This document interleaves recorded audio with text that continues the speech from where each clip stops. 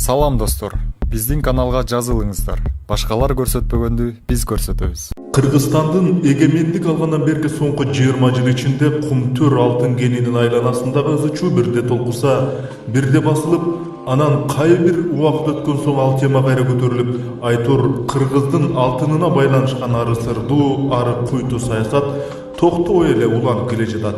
Акайл доорунан башталган Кумтөр чуусу Бакиев доорунда да уланып, эми мына учурдагы президент Атамбаевдин доорунда дагы тынчыбай келет. Айткандын оозу жаман, көргөндүн көзү жаман болуп, Кумтөрдүн коррупцияга чырмалышкан шектүү жактарын каза коем, айта коем деп, Ысык көлдүн кулуну экс депутат Садыр Жапаров учурдагы бийликтин куугунтугуна кабылды да калды. Урматтуу коллегалар, бүгүн өзүңүздөргө белгилүү болгондой, мен мындан бир 10-15 күндөн мурун 3 октябрда Кумтөр маселесине байланыштуу тынычтык чогулушун өткөзөм деп жарыялагам.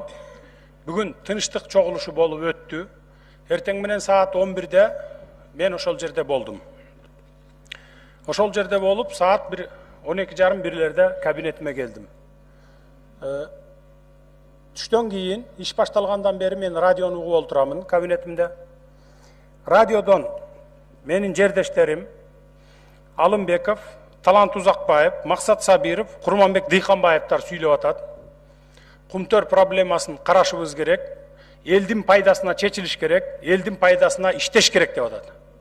Бирок айткан сөздөрү менен кылган иштери туура келиш керек деп мен эсептеймин. Садыр Нуржоевич, мен сизге кеңири убакыт берип атам.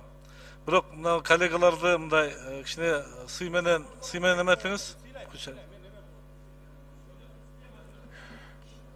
Ушул жылдын 15 февралында өзүңүздөргө белгилүү 80 депутаттын добушу менен комиссия түздүрүп, мен 4 ай бою ушул Кумтөр алтын кениндеги болуп аткан проблемаларды иликтеп чыктым. 20 июнда отчет менен чыктым, өзүңүздөр билесиздер. 22-синде дагы карадык. 27 июнга добуш берели деп мына бир канча депутаттар, айрыкча көлдүк депутаттар, мына ушул эле Иманкожоева, Жамгырчиева болуп сурандыңар. 27-сине калтыралы добуш берүүнү. Бүгүн добуш бербейли, биз дагы сунуш берип ушу Кумтөргө катышып калалы деп. Макул деп мен 27-сине добушка макул болдук. 27-синде добуш берүү күнүндө каникулдун алдында колдоого ээ болгон жокпуз. Аны эми ар ким депутаттын өзүнүн баягы диге добуш берүүсүн биз эч убакта сен мындай добуш бердиң же тигиндей добуш бердиң деп буларды сынга ала албайбыз.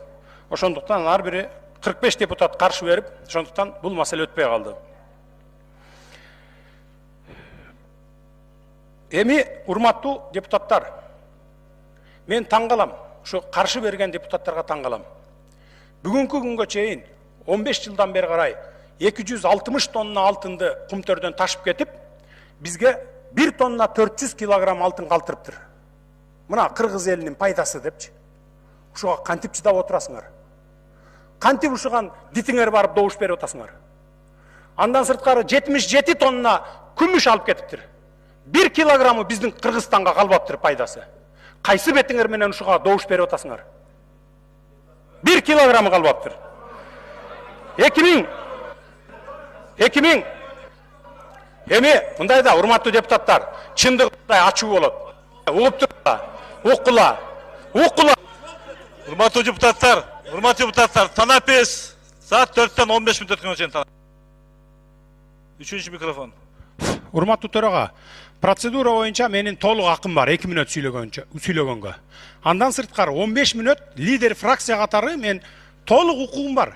Менин башымды кесип коюшуңар мүмкүн, но бирок тилимди кесе албайсыңар. Бул менин мыйзамдуу укугум. Укук. Эгерде оскорбление болбосо. Жок, оскорбление болбойт. Менин коллегаларым айтып атпайбы, Иманкожоева менен Жамгырчиева. Анан кийин укук жөнүндө берилбейт. Эгерде экспертизага баргысы келсе, мен азыр даярмын. Мени кара пиар кылып, не только Иманкожоева менен диги Жамгырчиева чыгарган жок.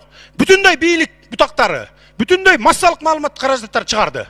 Жүргүлө, мен азыр барганга даярмын. Бул бир. Экинчиден, Ирина Карамушкинага эгерде кыргыз мамлекетинин тагдыры баары бир болсо, мага баары бир эмес.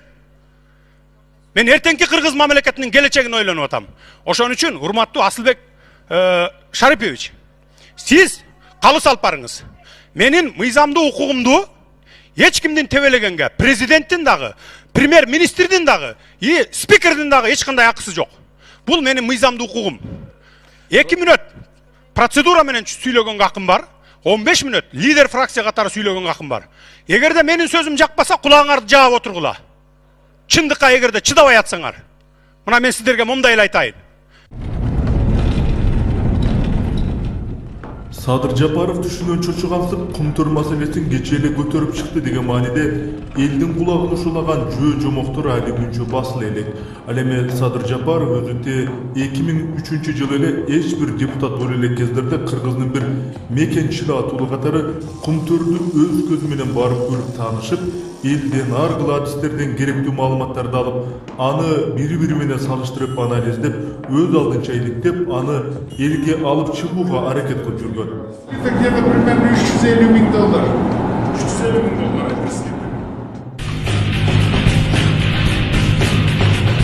Акаев ажоо болуп турган жылдары Жогорку Кеңешке карата шайлоодо Садыр Жапаров атаандашы Акаевдин балдызы менен шайлоого аттанып, мына ошол балдыз баш болгон ошол кездеги бийликтин камчысын чапкан 2 депутат жана ошол кезде райондун акими баш болгон күчтөр парламенттик шайлоодо Садыр Жапаровго болушунча токтосушат. Алар бийликтин күчүнө таянып, сот аркылуу Садыр Жапаровдун талапкерлигин шеттетип салышат. Буга каршы болгон эл түп кеген балыкчы жолун бууп, нааразычылыгын билдирип чыгышат.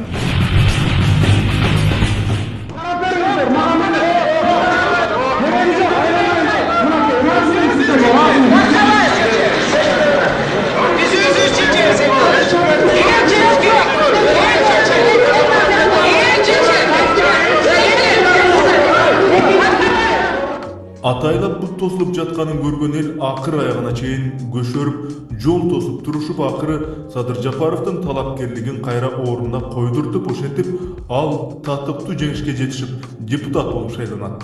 Мен Жапаров Садыр Нургожоевич, Жогорку Кеңештин депутатынын кызматына киришип жатып, Кыргыз Республикасына берилгендигимди билдирип, Кыргыз Республикасынын конституциясын жана мыйзамдарын сактоого, өз милдеттеримди бүткүл элдин кызыкчылыгында аткарууга, Кыргыз мамлекетинин эгемендигин жана көз карандысыздыгын коргоого ант беребиз.